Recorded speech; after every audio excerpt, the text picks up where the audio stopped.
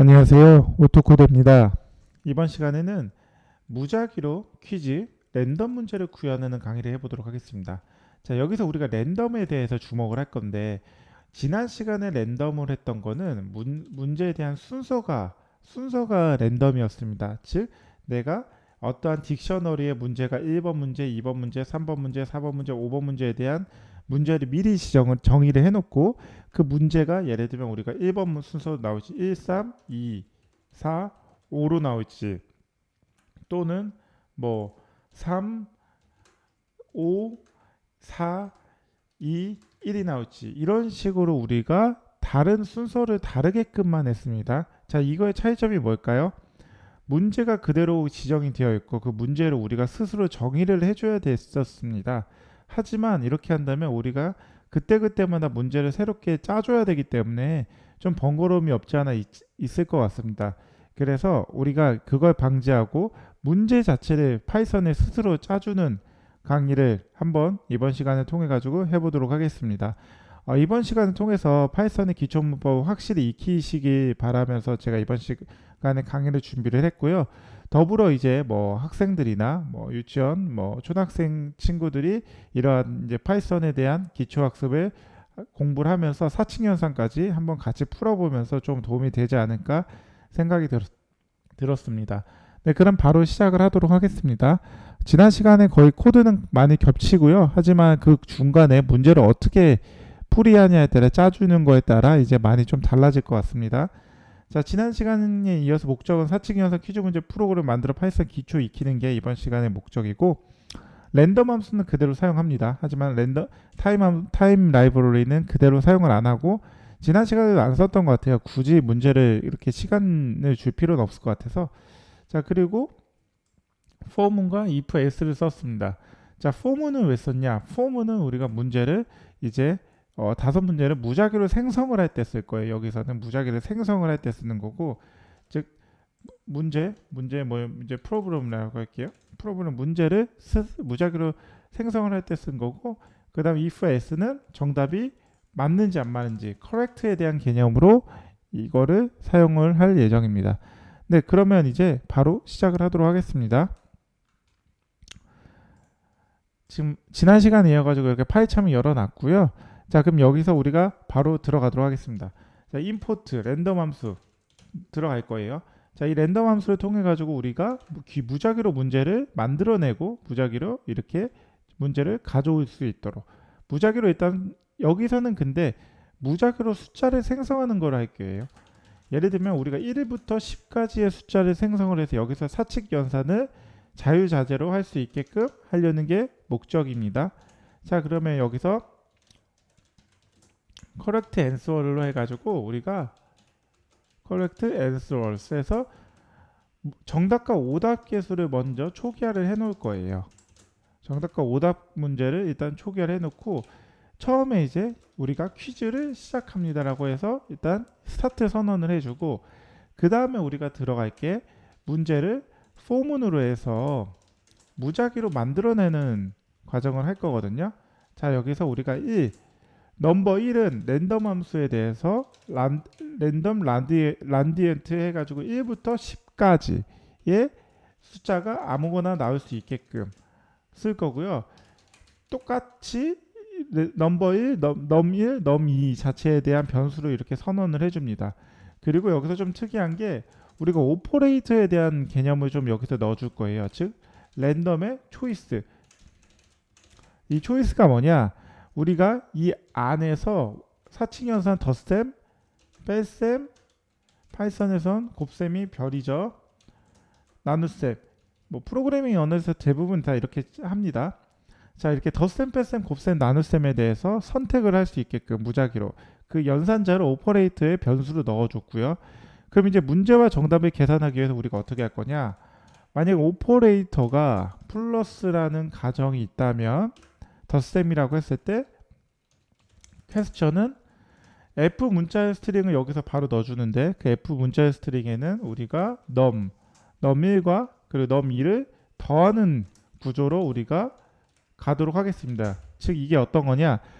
어떠한 숫자를 위해서 num1과 num2를 변수를 받아왔으면 그거를 둘 다 합치는 과정을 보여주겠다는 게 오퍼레이터의 플러스 연산자일 때 그렇게 적용을 한다는 겁니다. 그리고 여기서 answer에서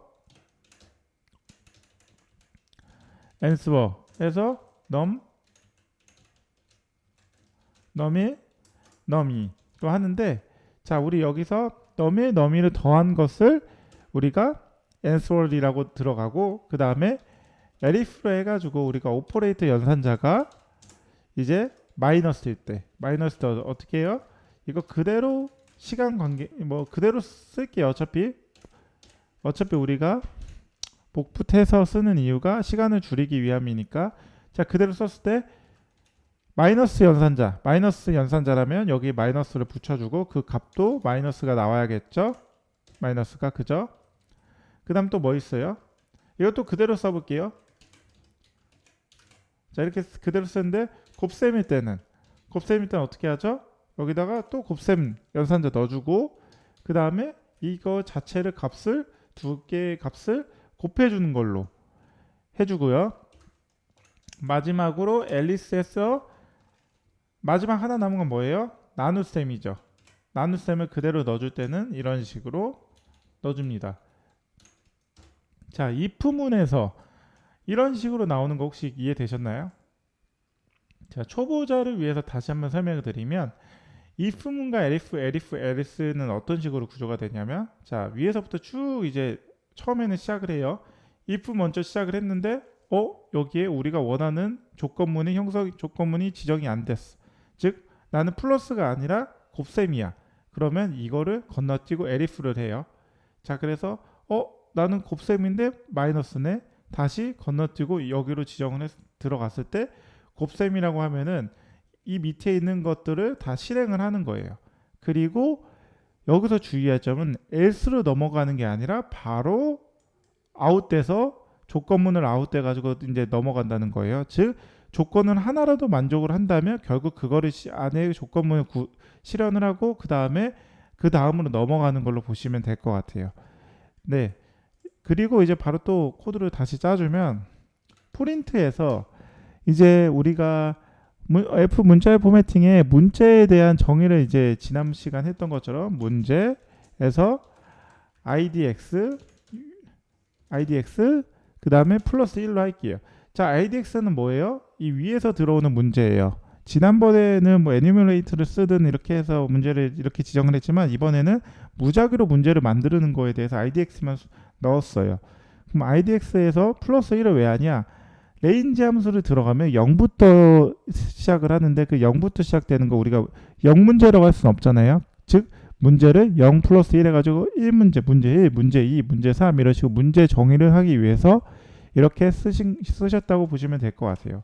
자, 그러면 여기서 문제에 대한 정답을 이렇게 바로 이제 퀴즈 문제에 대한 문제를 보여주는 식으로 하고, 그 다음에 이제 사용자가 입력을 할 수 있게끔 우리 같이 이제 저희 같은 사용자가 입력을 할 수 있게끔 유저의 앤서 문제를 넣는데, 우리가 곱셈 나눗셈이라는 특이사항을 생각을 했을 때 인풋 함수를 넣어서 플로트가 뭐냐, 실수로 이제 숫자를 실수로 나타내게끔 표현해 주는 거예요. 거기서 우리가 정답을 입력하세요 하고 사용 입력 함수를 지정을 받아서 그거를 플롯에 이제 문자 포매팅을 해주고 이제 형변환을 시켜주고 그거를 유저 앤서에, 즉 유저의 정답을 받는 이 변수로 집어넣어 줍니다. 그 다음에 우리가 여기서 무엇을 해줄 거냐면 유저 앤서 자체를 앤서, 즉 위에서 그 문제에 대한 정답과 동일한지 파악을 하는 거예요. 여기서 정답이라면 정답입니다 하고 한 줄 바꾸고, 그 다음에 컬렉트 변수에 대한 부분을 이런 식으로 컬렉트 변수에 대한 부분에 1을 추가를 해주고요. 반대로 문제가 정답이 아니라면 여기서 오답입니다 라고 하고, 그 다음에 뭘 해줘요? 정답까지 알려주면 좋겠죠? 정답은 뭐 answer입니다. 그쵸? answer입니다 해서 마지막에 다시 줄바꿈까지 해주는 걸로 보시면 됩니다. 그리고 오답이 늘어났으니까 오답 변수도 하나 더 추가를 해줘야겠죠. 롱, 롱, 제가 위에서 지정을 잘못했네요. 롱, answers. 롱 answer로 해줘야 되는데, 롱 answers. 그쵸? 똑같죠? 자, 롱 answers로 해가지고 오답 변수를 집어 넣어줘서 오답에 대한 카운팅을 올려줍니다. 그 다음에 해줘야 되는 게 우리가 결과를 이제 출력을 해줘야겠죠? 그 결과 출력은 total questions라고 해가지고 이제 5문제를 다 했다는 걸로 보면 될 것 같아요. 즉 여기서 퀴즈가 종료되었습니다 라고 한번 프린트 하면서 선언해주고, 우리가 여기서 푼 문제 수 해서 예를 들면 이 안에 correct answers 그리고 total answers로 해가지고 우리가 total questions로 해야겠죠. 즉 몇 문제 중에 몇 문제를 풀었는지, 몇 문제 중 풀었다기보다는 이거 그냥 정답 문제수로 할게요. 정답 문제수. 그리고 여기는 오답 문제수로 하고 그 안에는 wrong answers로 넣을게요. wrong answers로 해서 정답과 오답에 대한 비율을 한번 계산을 하게, 이거를 이제 출력을 해주는 거고요. 그 다음에 이제 여기서 이제 정답률을 한번 뽑아보도록 하겠습니다. 즉 퍼센테이지는 이제 correct answers 나누기 그 안에 들어가겠죠.